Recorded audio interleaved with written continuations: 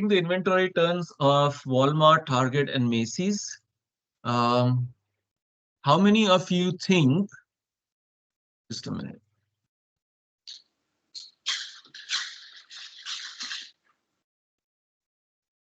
Yeah, oh, Emma already has very nice.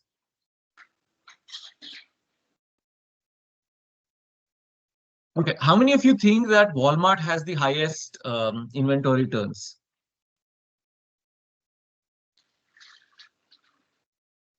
So if you think Walmart has the highest inventory turns, raise your hand. Something like that. That's easy.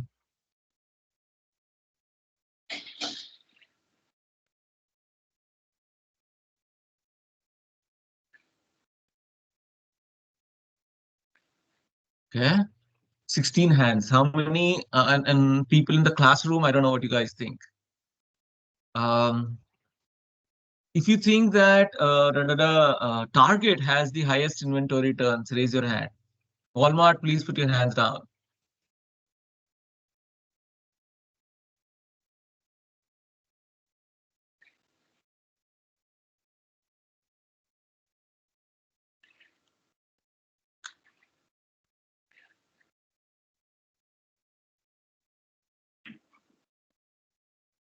Okay. Only, oh, nobody's raising for Target. How many of you think Macy's has the highest turn?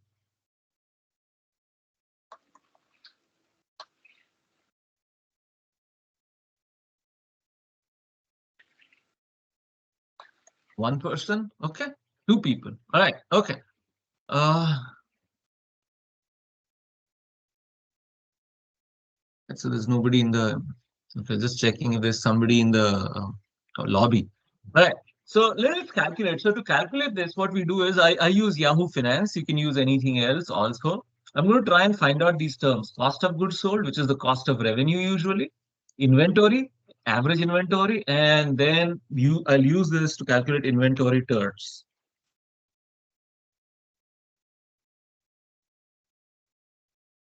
Okay. And the formula for inventory turns is equal to cost of goods sold divided by average inventory. Okay, that's the formula that I have. I'm going to use this formula. And so I'm going to find out cost of goods sold, which is cost of revenue. I can go to this site. So this is how I do it. Finance.yahoo.com. I go here and then I try Walmart. When I go to Walmart, I come to financials. All right. And then I have the income statement right here. So I can pick up the cost of revenue from here. I can pick up the cost of revenue from income statement. So I'm going to copy paste so that I don't make a mistake. All these are in thousands. Okay, the numbers are in thousands. If you can see here. So I'm going to copy. Can I copy 3 numbers at a time? I always love exploring if I can be lazy or paste vertically.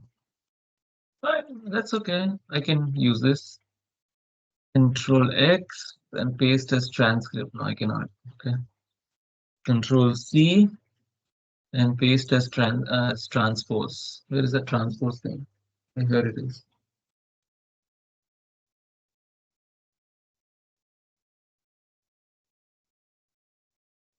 Control C.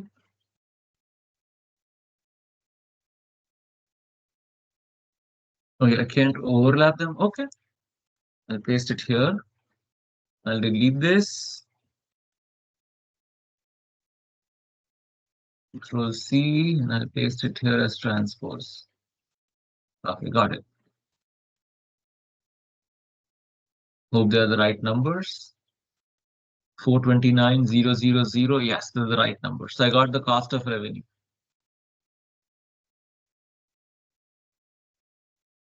Now, inventory, I can find out by going to the balance sheet because that's an asset and assets are in balance sheet. I go to balance sheet and then I look for total assets because inventory is an asset. Inventory is a current asset. It's not And then I look at inventory here. I get these three numbers, I copy them, Control C, and it is going to, I know it is going to paste. So I paste it here, and then I copy these numbers, Control C, and I paste transpose. Wonderful. I have the inventory numbers now. These are all numbers, right? Okay. Now what I'm going to do is average inventory is, we know it's the beginning and the ending. We did it for EOQ, right? So average inventory is equal to the beginning inventory plus ending inventory divided by 2, right? That's my average inventory.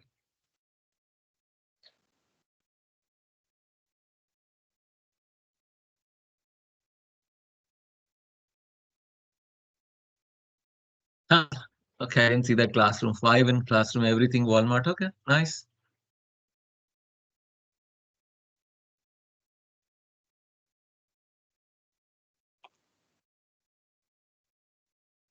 All right, so this is my average inventory. I'm copying this here. You can't calculate average inventory of 21 because I don't have data for 2020. Remove all these lines that are irritating.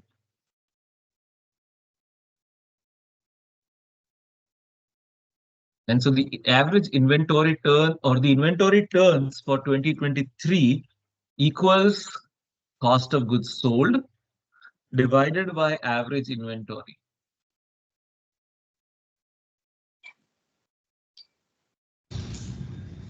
All right, so they turned their inventory around 8 times, 8.2 times.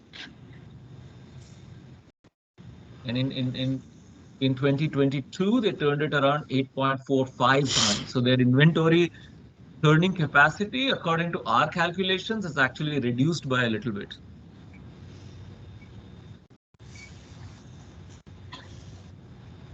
Okay, so assuming, look at this. This is something that I'll just um,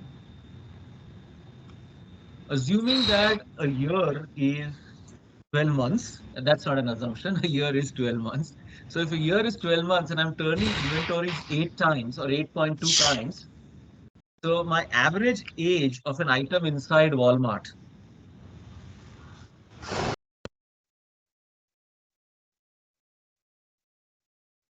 is equal to 12 months divided by 8 turns, whatever 8.2 turns, it's 1.5 months roughly. So an average item inside Walmart stays for 1.5 months inside the Walmart supply chain. Okay.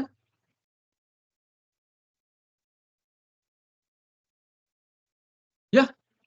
So what I did was, this was a formula. I said there are 12 months in a year, and I have the turns is 8.2. So 8.2 times I'm turning inventories. So an average item in a Walmart stays for around 1.5 months.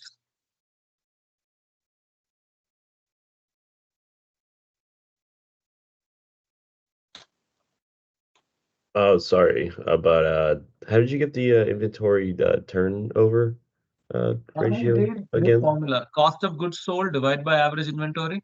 Oh, okay, okay.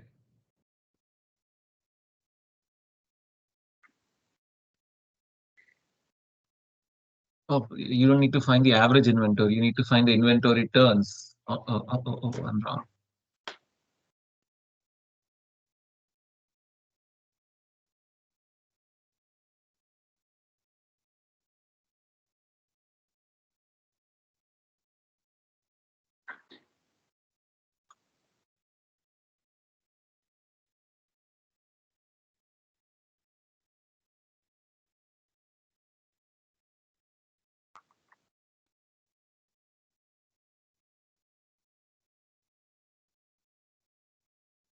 Did you get this?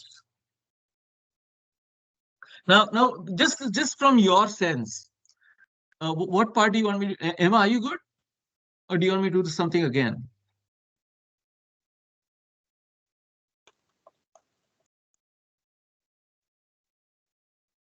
Okay, good. So now my question, why do you think, can you tell me something about why do you think Walmart has, this is substantially high, okay? 8 turns is substantially high. Why do you think Walmart has high inventory turns? Yes, they have good supply chain practices, but there is some other reason.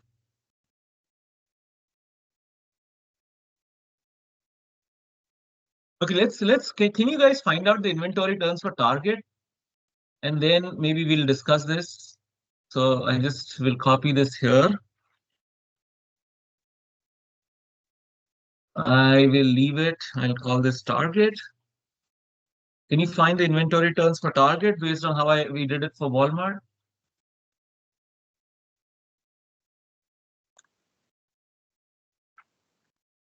Scalability, that's a good guess, Sophia. Yes, they're huge and that would help, yes. But there is a much more important reason. Good, good, good. I like that guess, Sophia.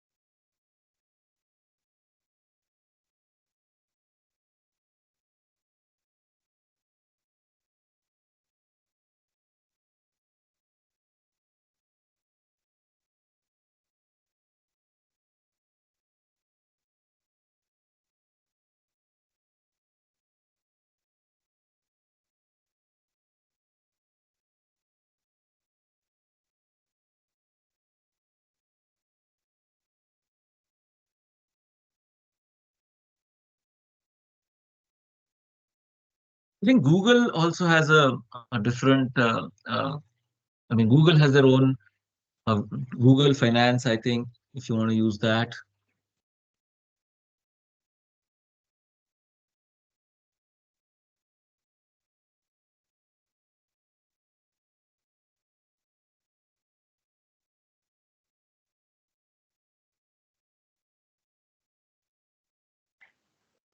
Yes, I am posting this recording, Kennedy.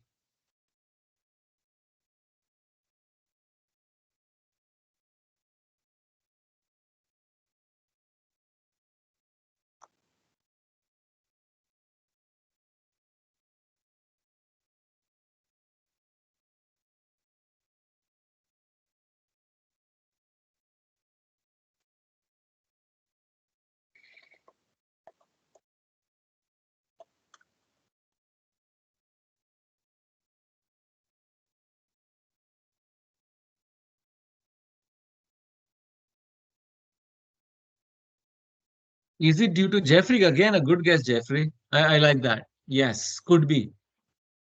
But it's sales of some specific type of products, Jeffrey.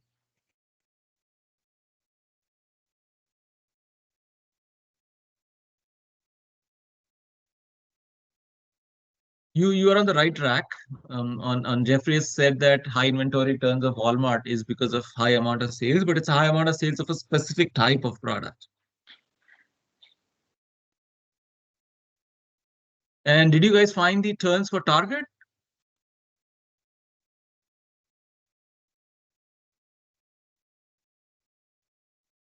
Ashley, no, again a good guess, but think of it, the specific category.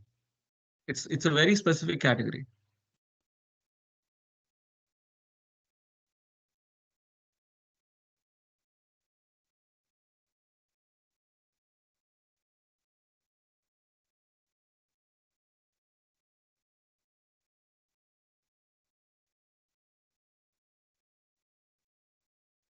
Groceries, Carson, very good. Groceries and fresh produce, especially produce, right?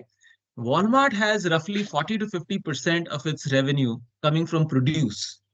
Okay. And produce has to have high inventory turns because if you don't have high inventory turns for produce, you're going to waste it. So when 40% of your inventory has super high inventory turns, right? You're turning that produce in roughly 10 days. So the inventory turns like 36 because 3 times in a month. So 12 times in a year, 12 months or 36 times a year. That's how much you turn the produce section. And that's where the inventory turns go shoots up. So Sophia found that target is around 6x. Guys agree with her? I'm going to try and find inventory turns here. Set target. I'm going to go financials. Income statement, I have cost of revenue. I'm going to pick this up. I need this 2023. I'll start from there. Come on. Right? Things.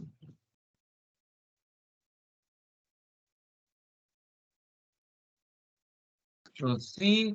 And now I know it pastes it wrong. So I'm going to paste it here. Control V and Control C. Control C. And I'm going to paste it. Transpose.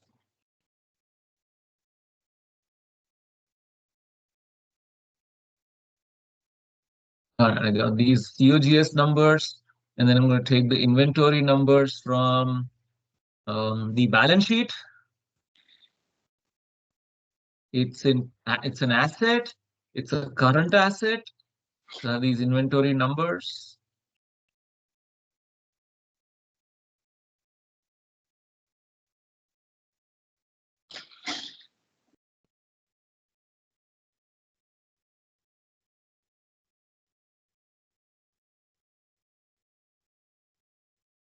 There we go. These numbers that delete these, move out these.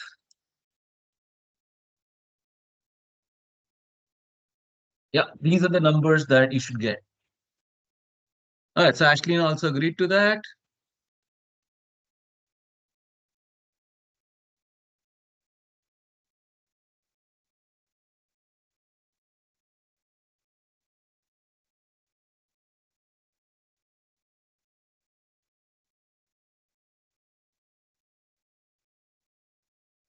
All right, so and I leave Macy's for you guys to do. Okay, you guys do Macy's. I'm not doing it in class, but you know it was a 2-minute job, right? Just copy this, delete these two, delete this part, and then just copy paste. So you can do it for Macy's.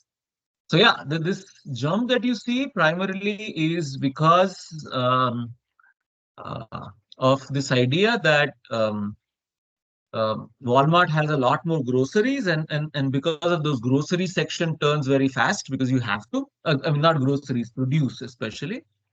You produce, you turn very fast, have to because otherwise produce is highly perishable. Target does not have as many produce.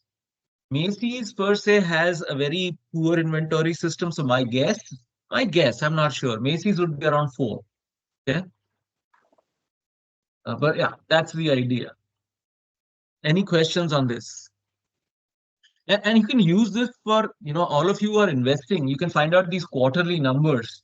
And if the inventory turns are reducing by a lot, you know that the company is not doing well and probably there is going to be a problem. And versus if the inventory turns is turning, if the inventory has high turns, you know that the company is doing good. Okay, so they're doing something. And look at this. I don't know how many of you see the announcements, but I posted this announcement. I told you about these quarterly calls, right? So the full transcript is here. This was the quarterly Walmart earnings call that we had here. And just a second, somebody chose to give me a call. So this is a call. These transcripts are super good. Okay, they make transcripts, and you can see. So this is Senior VP Investor Relations, and you'll have different. So he's the CEO. The CEO is also present in these calls. The CEO talks, and this is what the CEO is talking. Then the chief CFO talks. So you can find out a lot about the companies. Um, but what I want you to talk about, see, is that they're talking everything supply chain. Everybody's talking about supply chain. So Control F. If I say inventory, look at that. Everywhere they're talking 16 references to inventory in their earnings call. So there's a reference here somewhere. Look at this. Inventory being in great shape. The CEO starts the discussion on Walmart's performance by talking about inventory. Yeah, then saying that resulting from strong inventory management, their inventory is down 4.5% at Walmart, down 8%. So they've done a good job with what they feel. We don't feel that, I think. But yeah.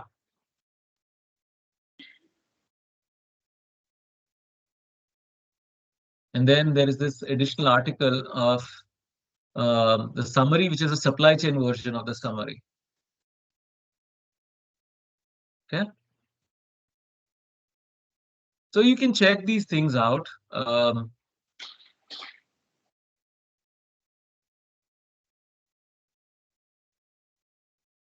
Questions. What line, Ethan? Okay, sorry, good. I didn't see that question. It's you go to current assets, you go to assets, current assets, and when you go to current assets, you'll find inventory there. So let me go again. Let me, so yeah, if this is the balance sheet, go to total assets, current assets, and inventory. You find it there.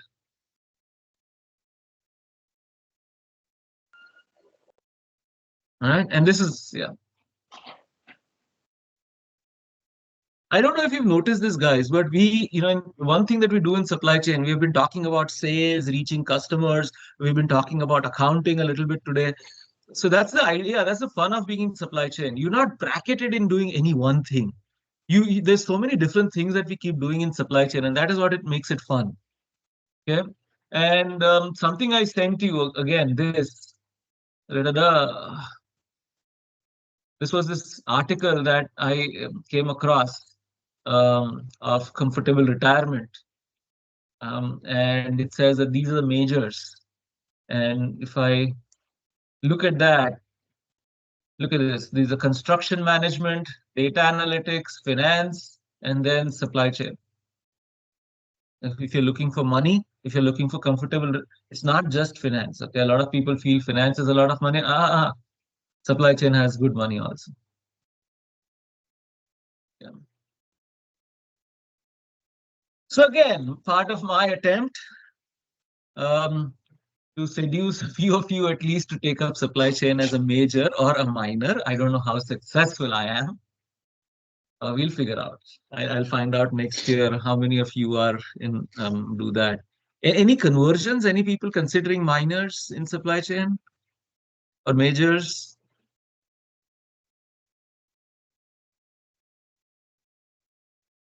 One, thanks.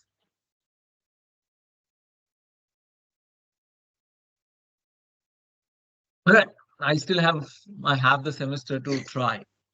All right, so that was the inventory. The next step we do is we're going to do some kind of ABC analysis and use pivot tables. Okay, we'll do part of this today, part of this on Thursday. The ABC analysis is what we do is we classify inventory. Let's see if I have the ABC analysis here in this presentation.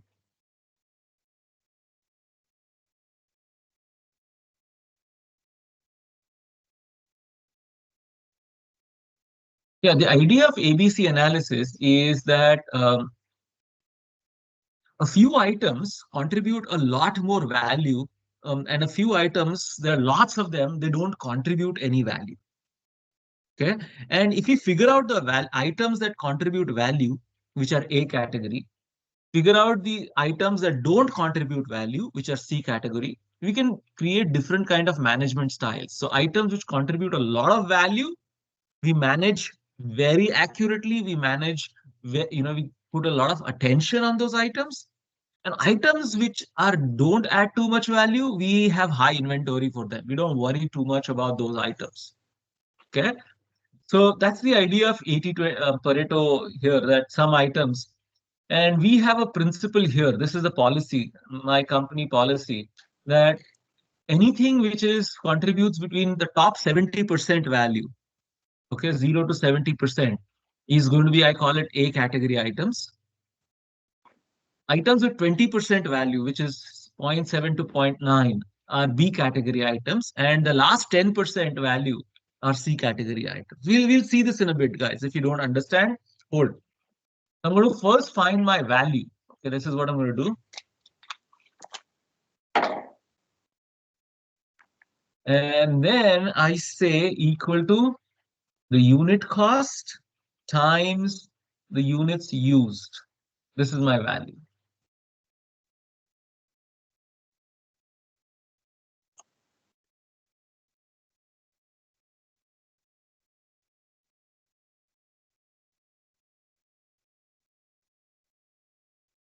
You zoom this a little, and I'll do it again. Equal to unit cost times, is this better now with the zoomed up?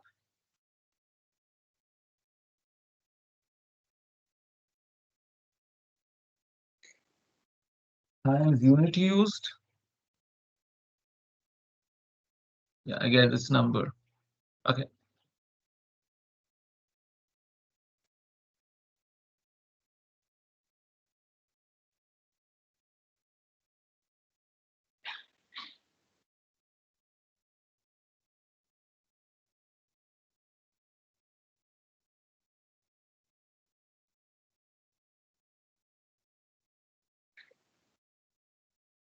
Right. And then I can sort. Step 2 is to sort this as per the value. Okay. So I select, look at where I'm selecting from. I'm not starting from A1. I'm starting from here. I'm selecting this. So I put my cursor here and then press Shift, Control, and right arrow key. And then Shift, Control, and down arrow key, which makes my life easier. And then I go on the top here, top right, if you see my cursor, this sort, and I do custom sort. Okay.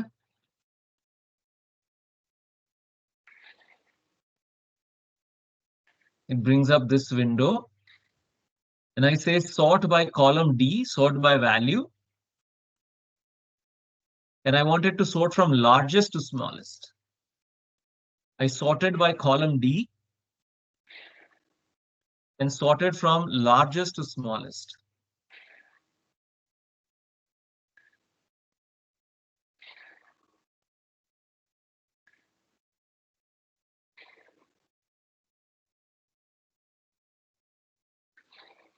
Right, and I say, okay. All right, so did it. So now LC962 has A to Z, it should be largest to smallest, Emma, because this column has numbers, right? It's not A to, I don't know, try it, see what happens with these columns and currency. So it should not give me A to Z. So I go to sort and I do custom sort. Okay, I do custom sort. Do you have custom sort, Emma?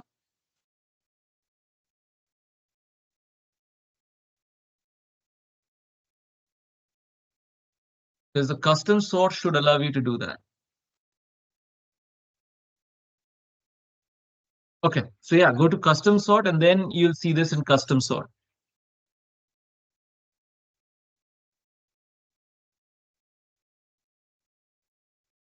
Don't fall back, guys. Tell me if you're not able to do, I'll slow down, I'll help you again. Okay, tell me, because I'm just trying to, you don't have this?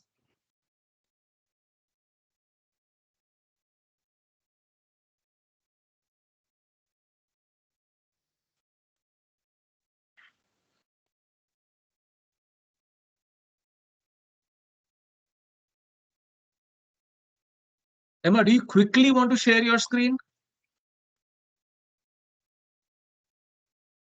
Can you do that? So, oh, how do I flip? Let me unshare, stop sharing my screen. Okay, you can quickly share your screen.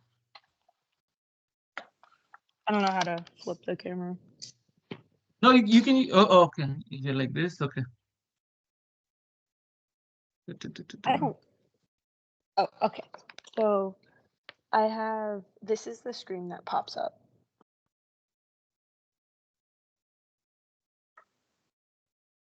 You have values. Can you do? Is there a custom sort? The order it says. Oh, so Carson custom is try list. right tilting. Carson is giving you some idea. Try right clicking it. And then... Are you on a Mac? Thanks, Sydney.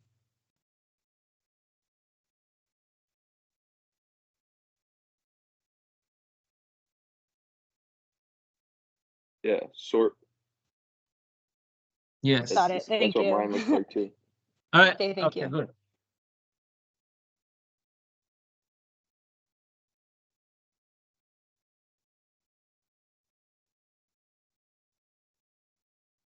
Thanks, guys. Thanks for helping.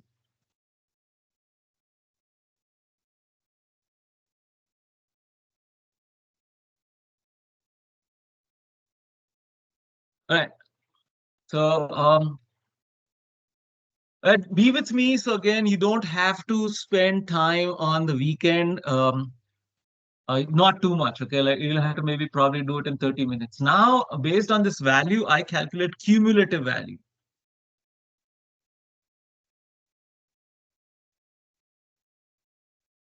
Let's make this a little bit bigger and then maybe wrap text.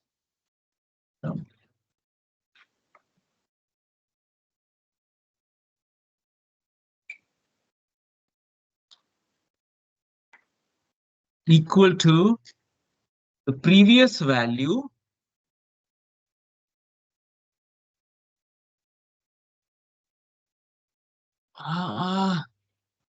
no, all of them don't start with PR. The item code should be different.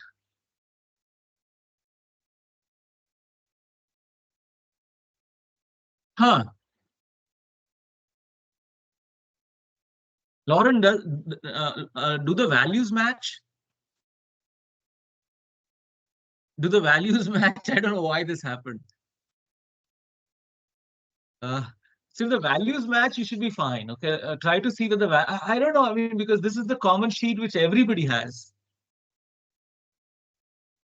All right, so we can ignore the item codes there. Fun. Okay, cumulative value is equal to the previous cell plus the sorry. Even before that cumulative value, we need to find proportional value.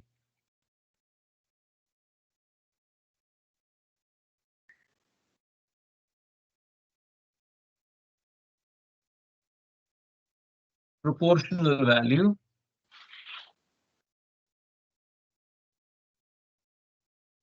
So item LC 962 contributes, and to find proportional value, I need to find the total.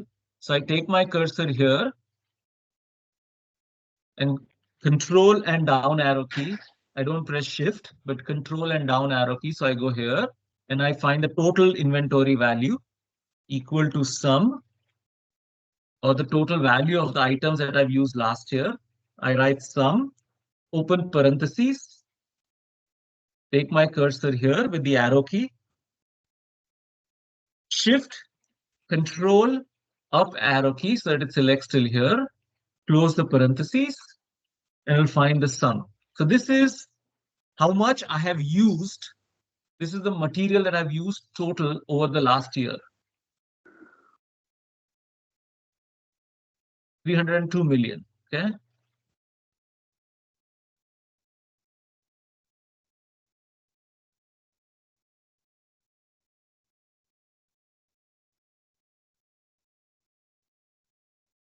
Let me go ahead and do this again quickly. So I was here at the top. When I'm here, I bring my cursor here, shift and down arrow key, or sorry, control and down arrow key. So I come here. I'm trying to show you how you can do it without using your mouse. I come here and then say equal to sum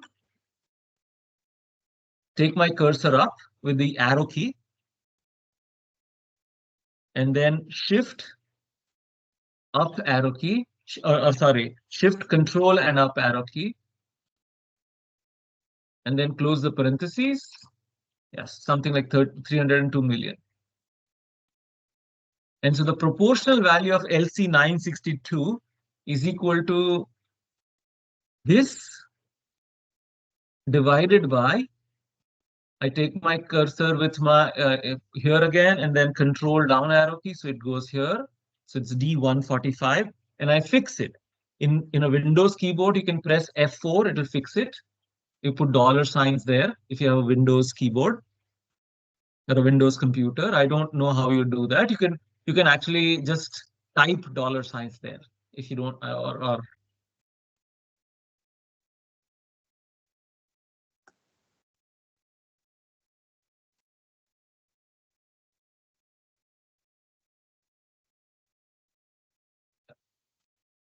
so item LC 962 alone is about 9% of your total materials.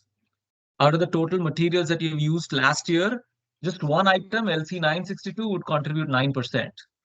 So you have to be very careful about this item. This could be one of the leverage items that we talked about. And then I go at this corner and double click. It should give me all the answers.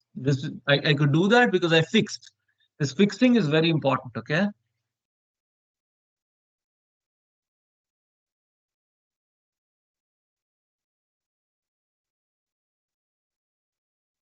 I'll do this again.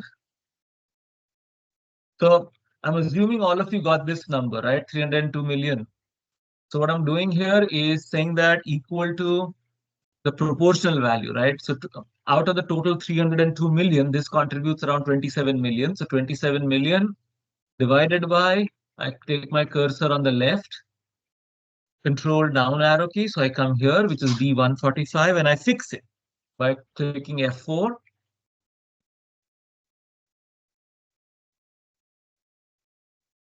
Or if you're on an Apple, I don't know. If you Google, I'm sure if you search, you'll find out how to fix cell using the keyboard shortcut in Apple also. Or if somebody's found out, you can paste it on the chat. The shortcut for cell fixing on Apple machines.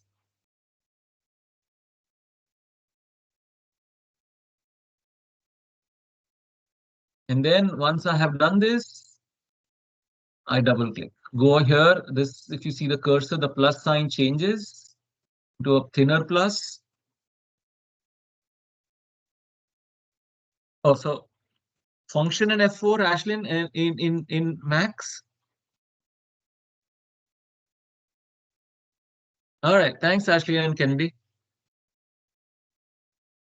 All right, good job. All right, and then I calculate the cumulative value.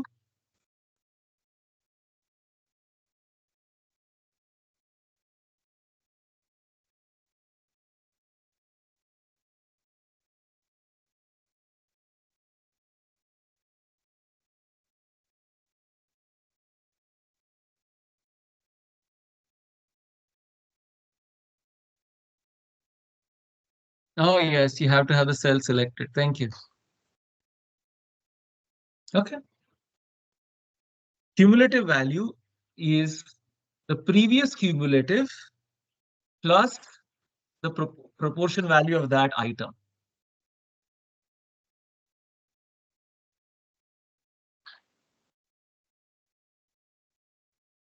Just do this for a minute and I'll show you why this is important.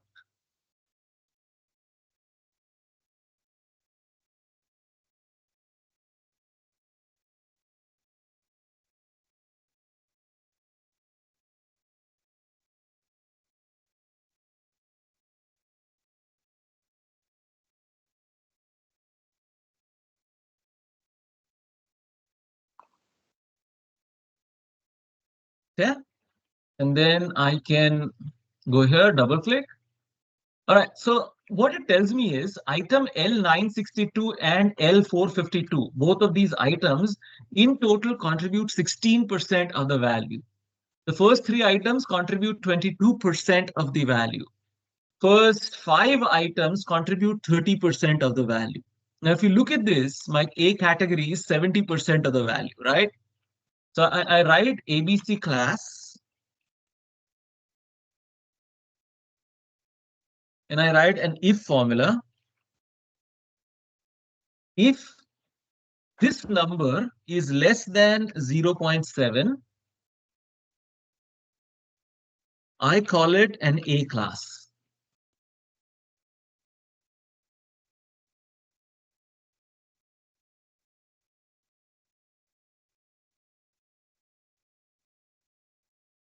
If this number is less than 0.9, I call it B class. Else, I call it C class, and parentheses closed.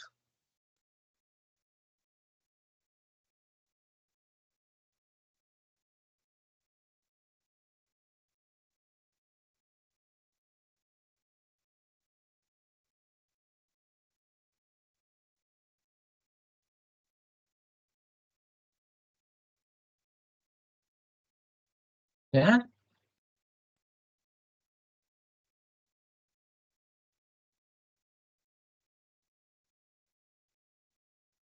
Guys, this basic data analysis, being able to write if formulas is super important. Again, irrespective of what you want to do. You want to, I don't know, you want to do advertising, you want to do, of course, if you are doing finance, accounting, analytics, this is super important for you. And I'm assuming you already know this. No if after B. Oh, because the way the if formula is, the logic of the if formula says, if true, do this, else do this. So that's the logic. That's the way the formula is constructed. So if true, do B, and if false, do C, because we don't have a fourth category, right? If it's not A, if it's not B, it's obviously C. That's the logic, Emma. That's why you can put it if you want. And yeah.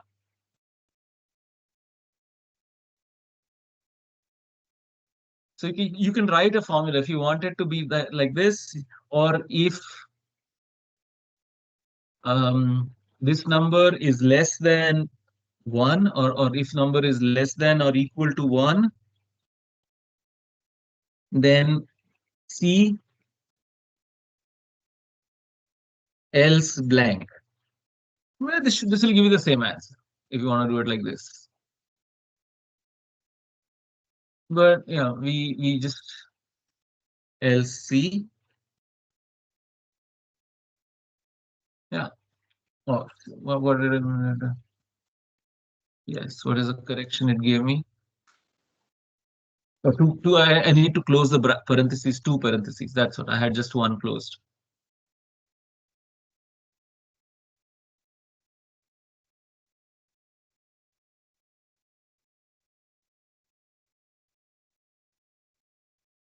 If you find this difficult, I mean, this formula difficult, what you can do is you can go to any of these large language models, right? And this is column F. Okay. So I'm going to go to, let's say, this is something which is free and you don't need to make an account. Sometimes I like this, perplexity. It's okay. It's not great, but it's good. So I'll write it. I need help with an Excel formula. I have a number in column A, in column F, right? This is the column F if you see it here, right? Column F. If this number is between 0 and 0.7, I want to return A. If this number is between 0.7 and 0.9, I want to return B.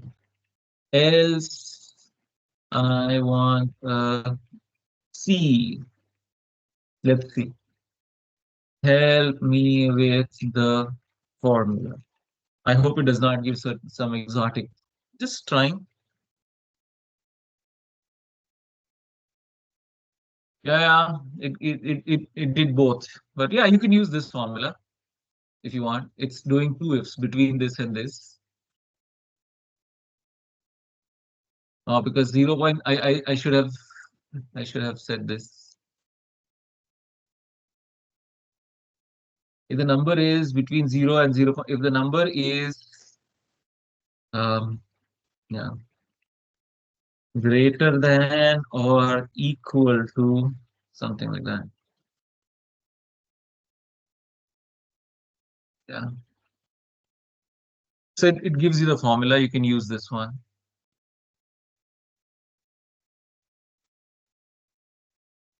Yeah, it should give you the right answer. But anyways, mine is shorter. I'm proud of myself. But yeah, so I have this and I double click here and I get this ABC classification, which is done. Please, next step is important. Okay, very important. I'm going to go here and select all these classes, shift, control, down arrow key. This is very important step. Copy this, control C or whatever ways, and then paste special as values. I've removed the formula part from it. When I paste special as value, I remove the formula. This is because if I resort it, I don't want the class to leave. I don't want the class to change. Okay, I want the class. If L962 is A class, I always want it to be A class. So that's why I remove the formulas and fix it so that this designation stays there. All right. I can do that again. Control Z. I hope it lets me do that. So if you look at here, I have the formula, right? I look here at the top. I have the formula in the status bar. All I do is I select this entire column. You can use your mouse, but the way I do it is Shift Control down arrow key. Sorry, Shift Control and down arrow key.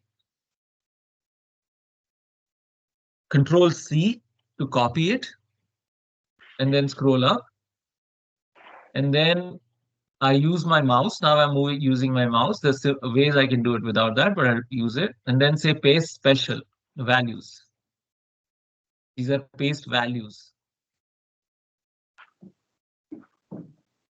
Okay. Yeah, and you have the values here.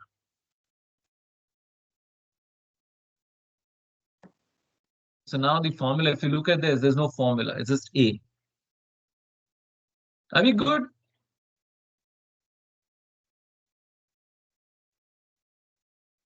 All right, so something I'll show you quickly. We will restart with that part in the next class, but I just wanted to show you something. What I'm going to do now is create I'm going to create a pivot table. Okay, you don't have to do this. We'll redo this in the next class. You don't have to do it just now, but I want to show you something about this ABC, and that's why that's important.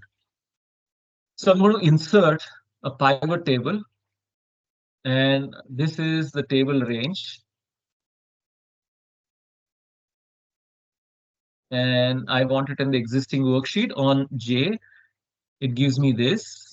I scroll up.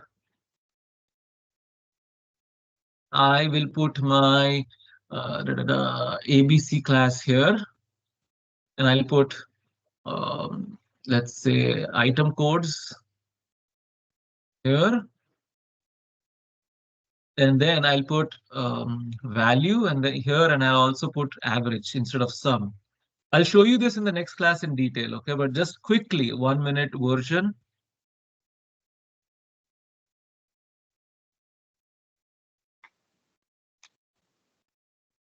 All right, so what we're seeing here is that out of the total 142 items that I have in this firm, only 23 are A category items.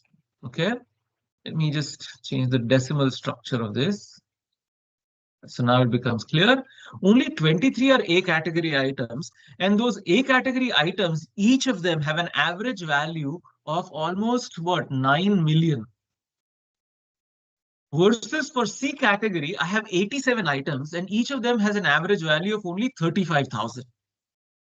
So what this is telling us is A category items are way more important to me than C category items because there are lots of items, but their value is not very high.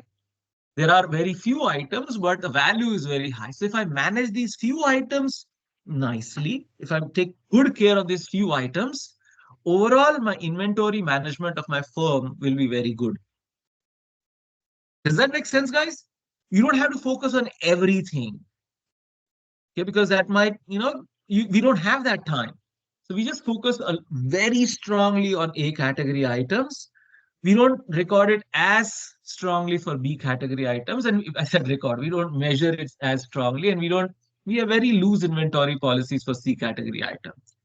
And yes, so that's about ABC. I have recorded it today, Emma, and I will post the recording on Canvas. In the module section, I'll post the recording. But yeah, and we'll do this part again. I'm deleting it so that I remember that we have to do this again. But that's the idea of ABC analysis, right? It tells us what items to focus on, and it tells us what items we can be a little bit relaxed with. All right, that's the idea of ABC. Any quick questions before we end? All right, so I'll be posting this in a little bit as soon as it comes up on Canvas. And we will continue with this, and we'll continue with the news vendor sheet. And all you do is, as soon as we complete it, if you have it complete, you can submit that as the individual assignment. All right. All right, then, guys, have a happy rest of the Tuesday and Wednesday, and I will see you on the same link on Thursday morning. Have a good time, guys. Thank you. Okay, so just to check with you, we're just gonna finish this next time. We're going to finish the Okay. sheet next time, and you can just upload it. So no Okay, homework for spring break. Awesome. Works great. Thank you very much. Thank you.